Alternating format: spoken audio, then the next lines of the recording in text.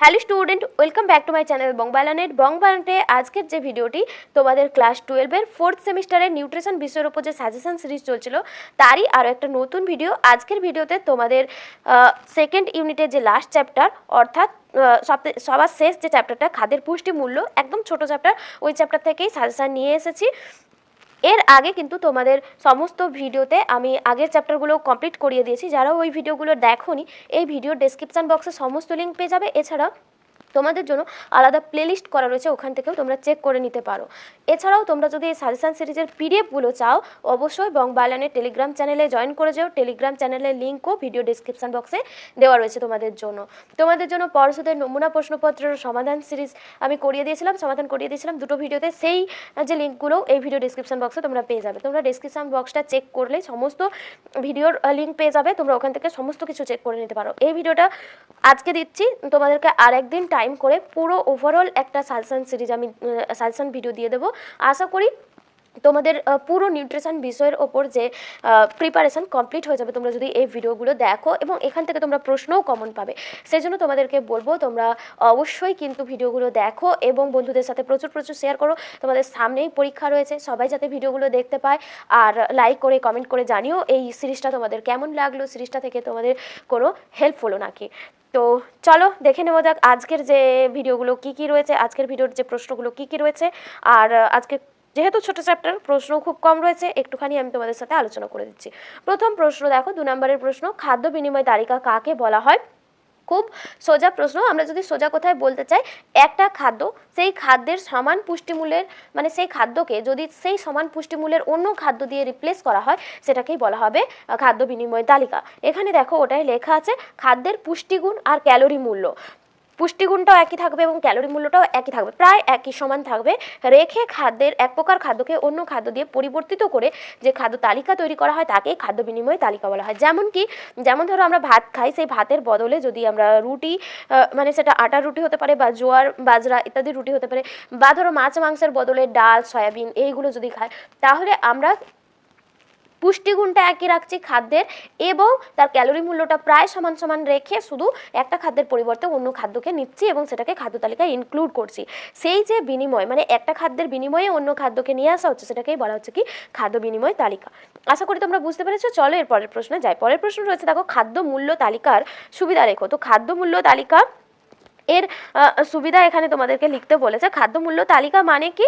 মানে হচ্ছে গিয়ে যে খাদ্য তালিকা প্রস্তুত করার জন্য যেটা ব্যবহার করার জন্য যে খাদ্য তালিকাটা প্রস্তুত করা হয়, সেই খাদ্য তালিকায় প্রত্যেকটা খাদ্যবস্তুতে কতটা পরিমাণ যে মানে ক্যালোরি পাওয়া যায়, সেই যে সম্পর্কে বিস্তারিত তথ্য পাওয়া যায় যে তালিকাটা থেকে, সেটাকেই বলা হয় খাদ্য মূল্য তালিকা। অর্থাৎ আমি সারাদিনে যা যা খাচ্ছি সেই খাদ্য থেকে আমি কত পরিমাণ ক্যালোরি পেলাম টোটাল, সেই যে তালিকাটা, সেটাকেই বলা হয় খাদ্য মূল্য তালিকা। এই খাদ্য মূল্য তালিকার সুবিধা কি হবে তাহলে?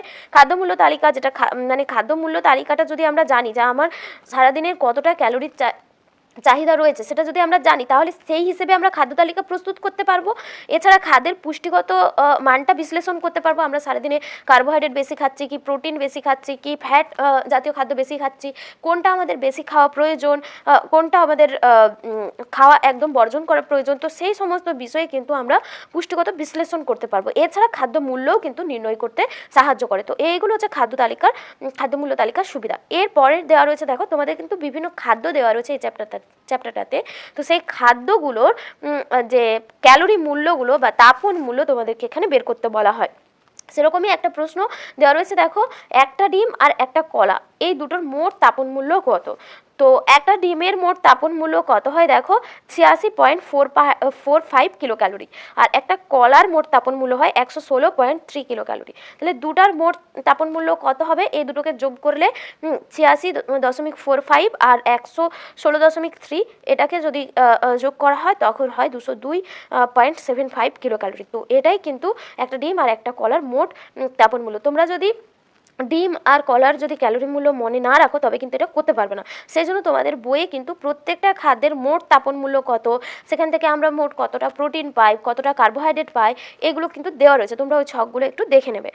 এরপরে দেখো সুষম খাদ্য তালিকা প্রস্তুতির 4টি নিয়ম লিখতে বলা হয়েছে। তো সুষম খাদ্য তালিকা মানে কি, সুষম খাদ্য তালিকা কোনগুলো হবে, যে খাদ্যের মধ্যে আমাদের যতটা সারাদিনে ক্যালোরি প্রয়োজন হয় সেই ক্যালোরির প্রায় 60 থেকে 70% ক্যালোরি কার্বোহাইড্রেট থেকে আসবে, আর 10 থেকে 15% ক্যালোরি প্রোটিন থেকে আসবে, আর 20 থেকে 25% ক্যালোরি ফ্যাট থেকে আসবে। এরকম খাদ্য তালিকাগুলোকে সুষম খাদ্য তালিকা বলা হয়। তো সেই সুষম খাদ্য তালিকা প্রস্তুতির ক্ষেত্রে কী কী নিয়ম মেনে চলতে হবে, মানে মোট কথা যে ধরনের খাদ্যগুলো আমরা খাদ্য তালিকার মধ্যে রাখলে আমাদের ক্যালোরির চাহিদাও পূরণ হবে এবং প্রত্যেকটা নিউট্রিয়েন্টের চাহিদা পূরণ হবে, আমাদের শারীরিক যে রোগ প্রতিরোধে সাহায্য করবে, তো সেই ধরনের খাদ্য তালিকাকে আমরা সুষম খাদ্য তালিকা বলবো। তো সুষম খাদ্য তালিকা প্রস্তুতির 4টা নিয়ম লিখতে বলা হয়েছে। কী কী দেখো, পরিবারের সদস্য সংখ্যা এবং বিভিন্ন বয়সের চাহিদার প্রতি নজর দিতে হবে, কারণ একটা পরিবারে কিন্তু ছোট থেকে একদম বয়স্ক পর্যন্ত প্রতিটা মানুষ থাকে।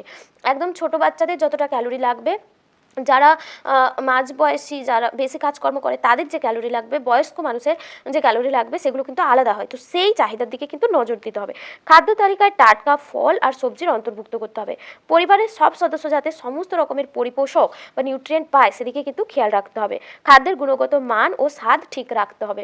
তো এই সমস্ত বিষয়গুলো কিন্তু খাদ্য তালিকা প্রস্তুতির সময় খেয়াল রাখতে হবে। এর পরের প্রশ্ন দেওয়া রয়েছে, দেখো মিশ্র খাদ্য কাকে বলা হয়। খুব গুরুত্বপূর্ণ প্রশ্ন একটা।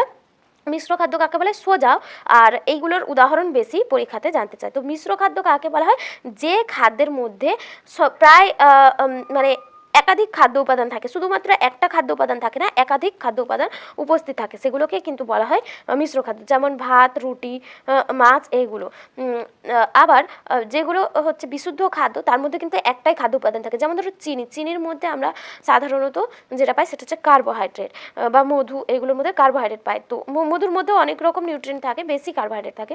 তো তাহলে ভাত রুটি এগুলোর মধ্যেও কার্বোহাইড্রেট বেশি থাকে, কিন্তু অন্যান্য উপাদানও কম পরিমাণে থাকে। মাছের মধ্যে প্রোটিন বেশি থাকে, কিন্তু অন্যান্য উপাদান নিউট্রিয়েন্টগুলো কম বেশি থাকে। তো সেই কারণে এগুলো কিন্তু মিশ্র খাদ্য মধ্যে পড়ে। তো আশা করি তোমরা বুঝতে পেরেছো। এরপরে দেখো 5 নম্বরের প্রশ্নগুলো দেওয়া রয়েছে। 2 নম্বরের কম প্রশ্নই ছিল এখান থেকে। এরপরে 5 নম্বরের প্রশ্ন দেওয়া রয়েছে। দেখো, খাদ্য বিনিময় তালিকার সুবিধা অসুবিধাগুলো লিখবে। একটি খাদ্য বিনিময় তালিকা প্রস্তুত করতে বলা হয়েছে, 2+3। এরপরে দিয়েছে খাদ্য মূল্য তালিকা বলতে কি বোঝো, আমি বলে দিয়েছি এর আগে। খাদ্যের তাপন মূল্য নির্ধারণের ক্ষেত্রে করণীয় বিষয়গুলি কী কী লিখতে বলা হয়েছে। আচ্ছা, এখানে আরেকটা কথা বলে রাখি, এই যে তোমাদের যে প্রশ্নটা 4 নম্বরের ছিল, 2 নম্বরের যে 4 দাগের প্রশ্নটা ছিল যে সুষম খাদ্য তালিকা প্রস্তুতির 4টি নিয়ম লেখো। এখানে আমি 2 নম্বরের প্রশ্নের মধ্যে দিয়েছি বলে 4টি নিয়ম দিয়েছি। এটা যদি 5 নম্বরের প্রশ্নে দেওয়া হয় তখন কিন্তু তোমাদেরকে মোটামুটি 7-8টা পয়েন্ট কিন্তু ডিসকাস করতে হবে এখানে। এটা বড় কোশ্চেনের জন্যও কিন্তু এই প্রশ্নটা ইম্পর্টেন্ট, শুধু 2 নম্বর নয়, 2 নম্বরেও দিতে পারে বা বড় কোশ্চেনেও দিতে পারে। এরপরে দেখো যেটা তোমাদের বলার লাস্ট, দেখো একটা প্রশ্ন দেওয়া রয়েছে। এই ধরনের প্রশ্ন কিন্তু তোমাদের পরীক্ষায় থাকে। একজন ব্যক্তি ব্রেকফাস্টে 2 খণ্ড রুটি, 1টি ডিম, 1টি কলা ও 1 কাপ চা খেলেন। ওই ব্যক্তি ব্রেকফাস্ট থেকে মোট কত পরিমাণে শক্তি পেলেন সেটা ক্যালোরি মূল্যের তালিকা দিয়ে তোমাদেরকে প্রকাশ করতে হবে। ক্যালোরি মূল্যের তালিকা মানে তোমাদেরকে এখানে বলতে হবে যে যেটা 2 খণ্ড রুটি থেকে সে কত পরিমাণ কার্বোহাইড্রেট পেয়েছে, কত পরিমাণ প্রোটিন পেয়েছে, কত পরিমাণ স্নেহ পদার্থ পেয়েছে এবং মোট ক্যালোরি কত পেয়েছে।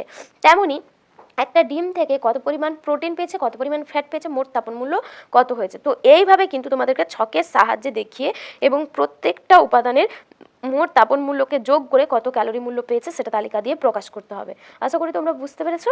যেমন ধরো আমি তোমাদেরকে এখানে দেখিয়ে দিচ্ছি, 2 খণ্ড যেটা পাউরুটি, 2 খণ্ড পাউরুটি, এই 2 খণ্ড রুটিতে কার্বোহাইড্রেট এখান থেকে পাওয়া যায় যেটা হচ্ছে 103 কিলো ক্যালোরি, 103.8 কিলো ক্যালোরি। আচ্ছা, এরপরে এখান থেকে প্রোটিন পাওয়া যায় 15.60 কিলো ক্যালোরি। কেসেল, এটাও কেসেল হবে। আচ্ছা, এখান থেকে ফ্যাট পাওয়া যায় 3.15 কিলো ক্যালোরি। টোটাল তাহলে এখান থেকে কত ক্যালোরি পাওয়া যাচ্ছে, টোটাল এখান থেকে ক্যালোরি পাওয়া যাচ্ছে তোমার 122.5 55 কিলো ক্যালোরি।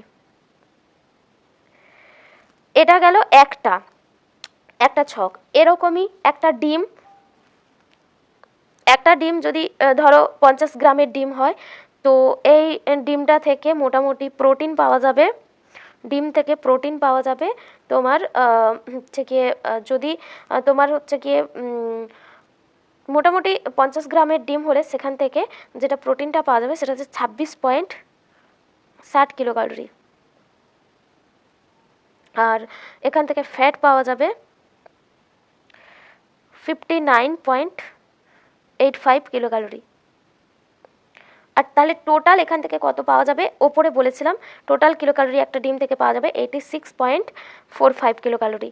তো এইভাবে এই রুটির যে টোটাল কিলো ক্যালোরি যেটা পাচ্ছি, ডিমের যে টোটালটা পাচ্ছি, সেরকমই একটা কলার টোটাল কিলো ক্যালোরি যেটা 116.3, এক কাপ চায়ের কিলো ক্যালোরি, এই সবগুলোকে যোগ করে তোমাদেরকে আগে এরকম ছকে লিখতে হবে, তারপরে টোটাল যে তাপন মূল্যগুলোকে পরপর যোগ করে এই অঙ্কটা করতে হবে। এটা কিন্তু 5 নম্বরের প্রশ্ন দেওয়া রয়েছে, ভেরি ইম্পর্টেন্ট প্রশ্ন। এরকম ধরনের প্রশ্ন কিন্তু তোমাদের পরীক্ষায় থাকতে পারে। সেই জন্য তোমাদেরকে বলছি যে তোমরা প্রত্যেকটা খাদ্য উপাদানের যে ক্যালোরি ভ্যালুগুলো এবং তালিকাগুলো ভালো করে দেখে রাখবে, কোনখান থেকে কতটা কার্বোহাইড্রেট, প্রোটিন, স্নেহ পদার্থ পাওয়া যাচ্ছে।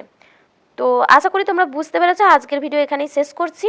এরপরে কোনো একটা ভিডিওতে তোমাদেরকে ওভারঅল একটা সাজেশন দিয়ে দেবো। আশা করি তোমাদের এই ভিডিওগুলো তোমরা দেখে গেলে তোমাদের নিউট্রিশন বিষয়ের ওপর কোনো কিন্তু চাপ নিতে হবে না, তোমরা এখান থেকে প্রশ্ন কমন পেয়ে যাবে। তো আজকে এখানেই শেষ করছি, আবার দেখা হবে পরবর্তী কোনো একটা ভিডিওতে। ততক্ষণ সবাই খুব ভালো থেকো, সুস্থ থেকো, আর সামনেই যেহেতু পরীক্ষা, খুব ভালোভাবে প্রস্তুতি নাও। আজকে টাটা।